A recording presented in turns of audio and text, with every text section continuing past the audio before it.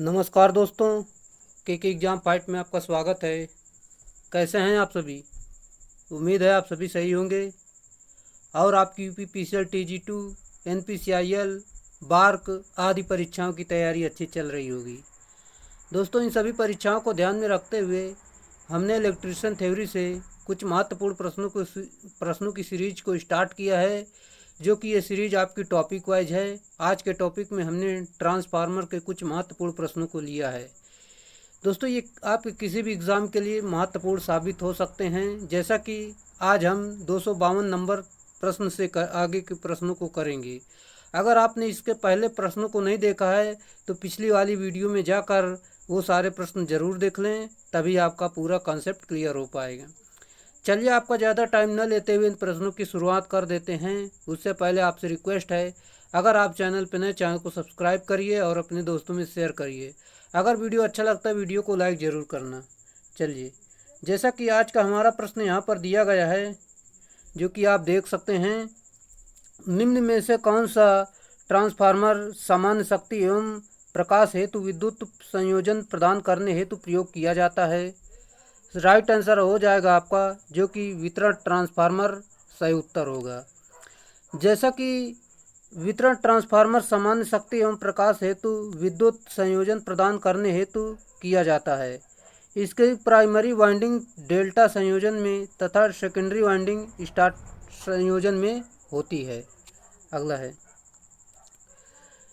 Tapped transformer वह है जिसमें सही उत्तर ऑप्शन नंबर सी, वोल्टता संयोजन के लिए द्वितीयक वाइंडिंग में से कई मध्य सिरे निकाले गए हैं।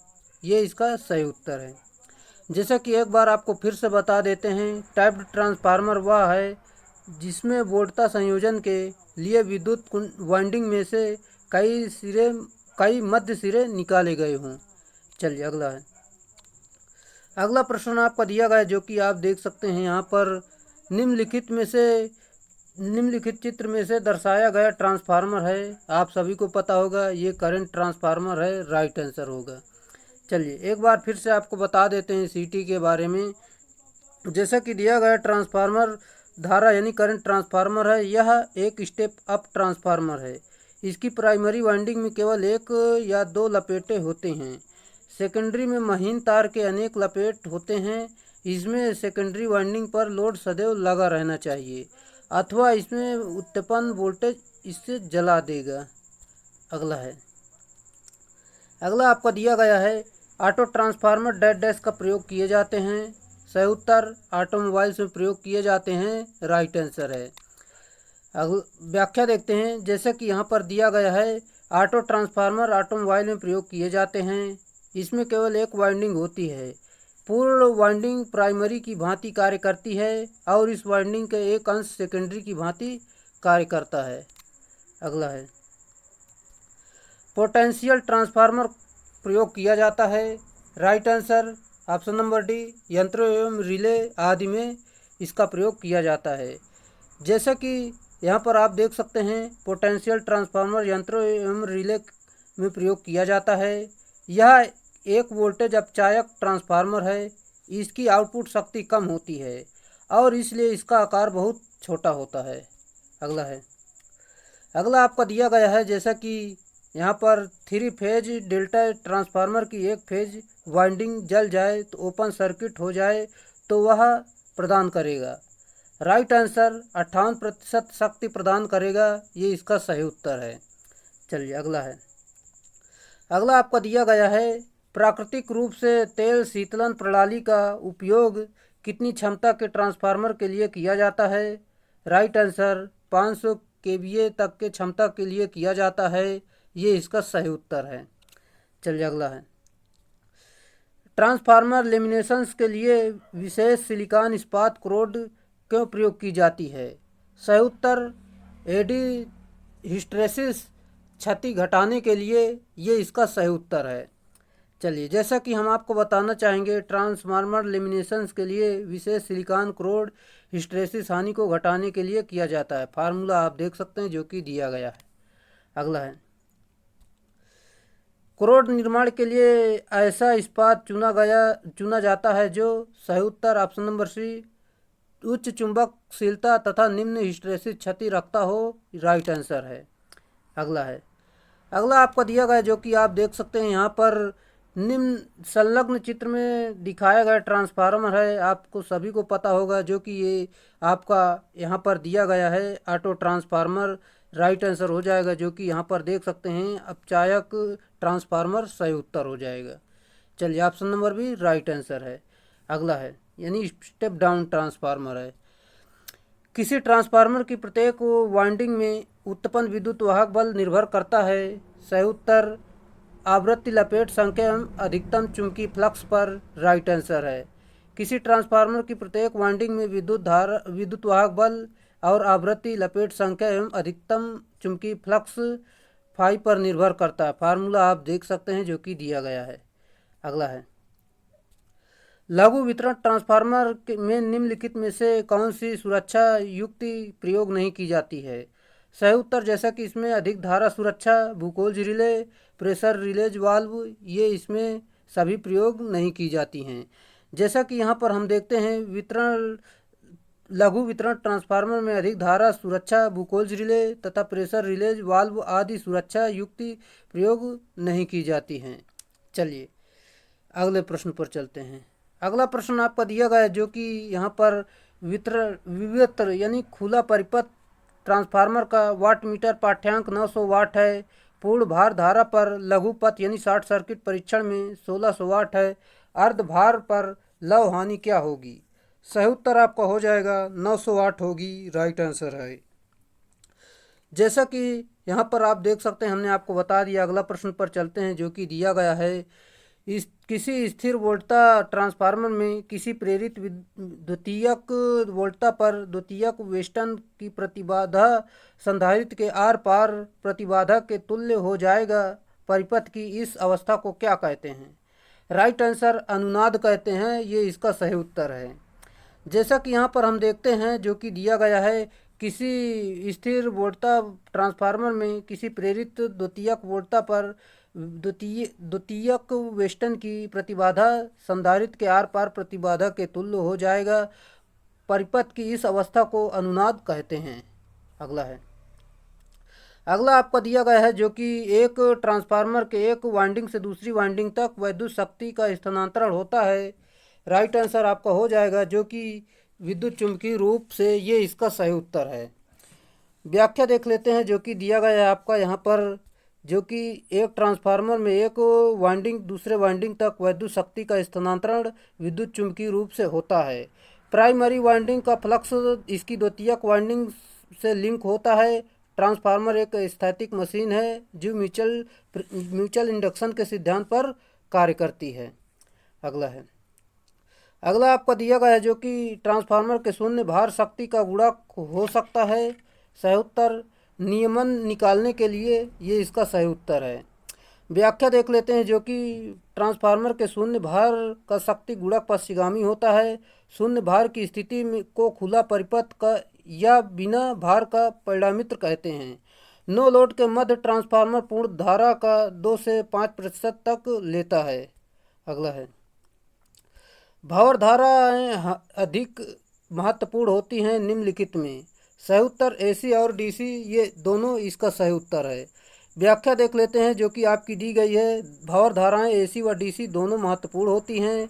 डीसी के केस में विरोधी विद्युत वाहक बल के रूप में जाना जाता है। भावर धारा के कारण भावर धारा हानियाँ होती हैं। यह मशीन या हानि वोल्टेज के वर्ग के समानुपाती होती है।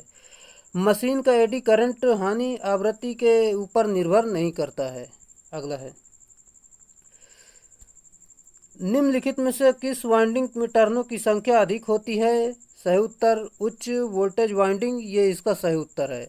व्याख्या देख लेते हैं जैसा कि उच्च वोल्टेज वाइंडिंग में टर्न की संख्या अधिक होती है तथा निम्न वाइंडिंग में टर्न की संख्या कम होती है। स्टेप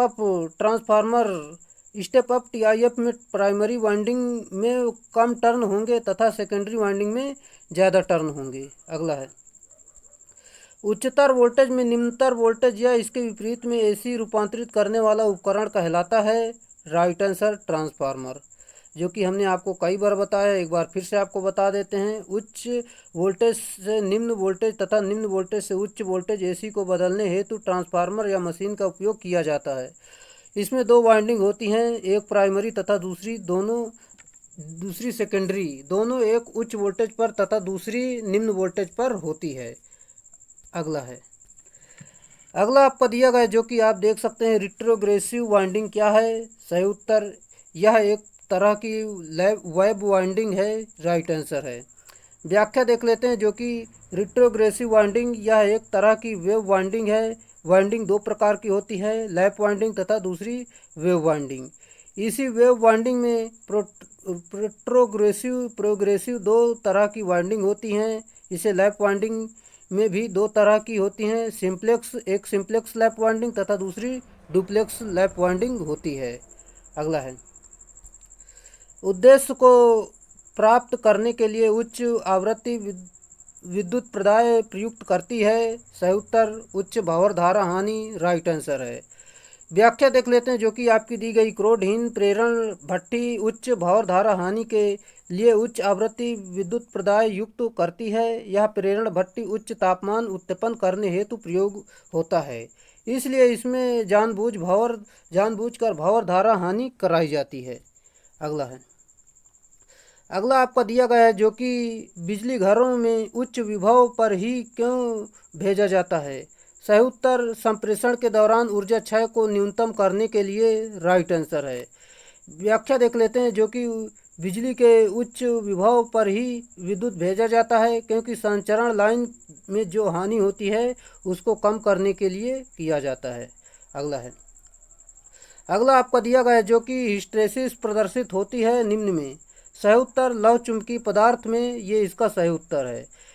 चलिए अगला है, किसी 3 फेज स्टार संयोजन वाले प्रतिरोध भार को प्रत्येक फेज का प्रतिरोध 50 ओम है। यदि एक प्रतिरोध हटा दिया जाए तो और 200 वोल्ट आपूर्ति की जाए तो अवशोषित शक्ति होगी। चलिए हम आपको बता देते हैं जो कि इसका सही उत्तर आपका हो जाएगा 400 वाट। व्याख्या के माध्यम से सही ढंग से बताना चाहेंगे, जैसे कि किसी 3 फेज स्टार संयोजन वाले प्रतिरोध भार में प्रत्येक फेज का प्रतिरोध 50 ओम है। यदि एक प्रतिरोध हटा दिया जाए तो 200 वोल्ट की सप्लाई की जाए तो अवशोषित शक्ति 400 वाट होता है। अगला आपका दिया गया है जो कि आप देख सकते हैं, बिजली घर में सप्लाई की जाने वाली वोल्टता को स्थिर करने के लिए प्रयोग में लाई जाने वाली युक्ति है। Right answer, transformer. ये इसका सही उत्तर है।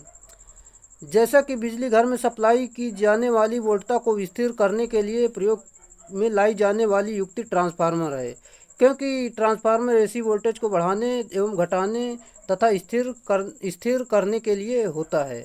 अगला है, एक प्रवर्धन की तुलना में एक ट्रांसफार्मर है। सही उत्तर, निर्गत दक्षता नहीं बढ़ा सकता है। राइट आंसर है। व्याख्या देख लेते हैं जो कि आपकी दी गई है व्याख्या यहाँ पर, जैसा कि हम यहाँ पर देखते हैं, एक प्रवर्धन की तुलना में ट्रांसफार्मर शक्ति नहीं बढ़ा सकता। ट्रांसफार्मर एक उच्च दक्षता वाली डिवाइस है जो निम्न वोल्टेज को उच्च वोल्टेज और उच्च वोल्टेज को निम्न वोल्टेज में परिवर्तित करता है।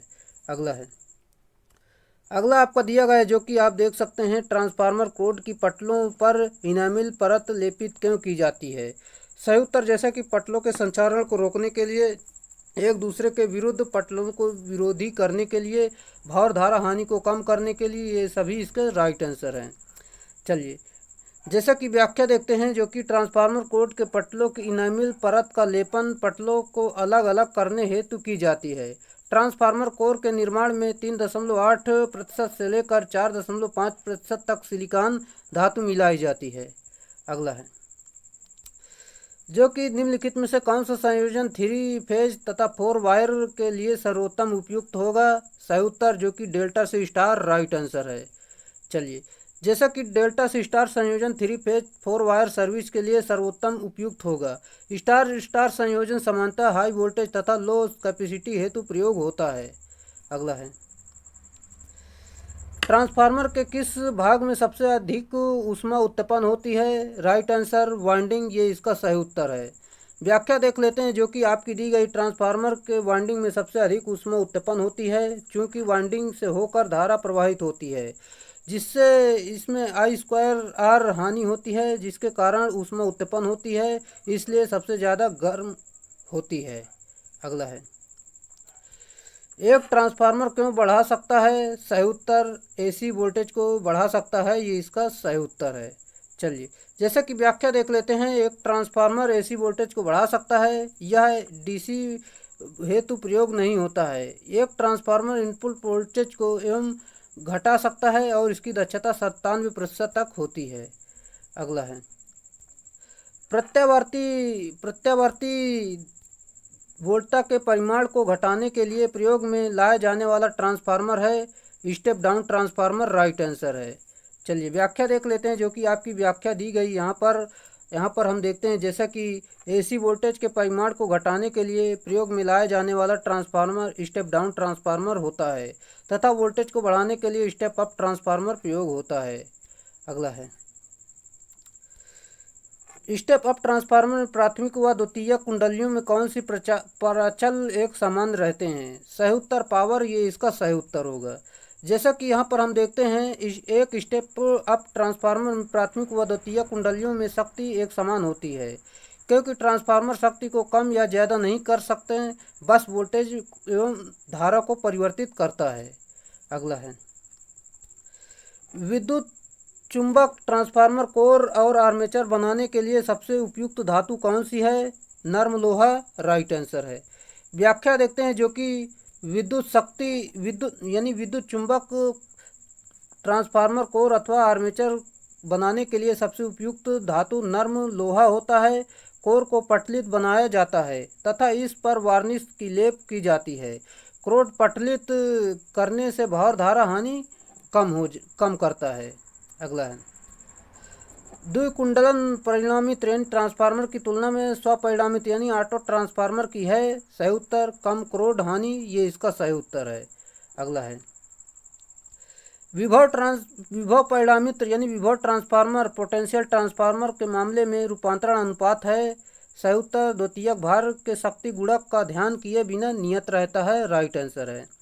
चलिए, जैसा कि विभव ट्रांसफार्मर के मामले में रूपांतरण अनुपात द्वितीयक भार के शक्ति गुणक का ध्यान किए बिना नियत रहता है, जो कि आप देख सकते हैं।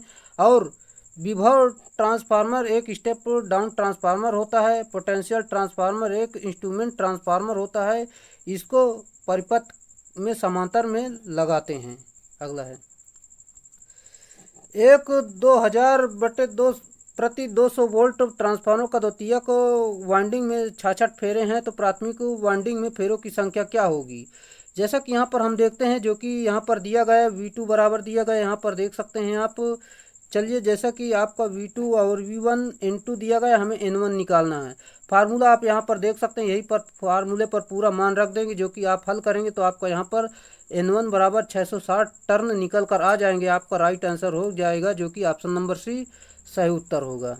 चलिए, अगला है, अगला आपका दिया गया है जो कि एक स्टेप अप ट्रांसफार्मर रूपांतरण ट्रांसफार्मेशन अनुपात 3:2 है।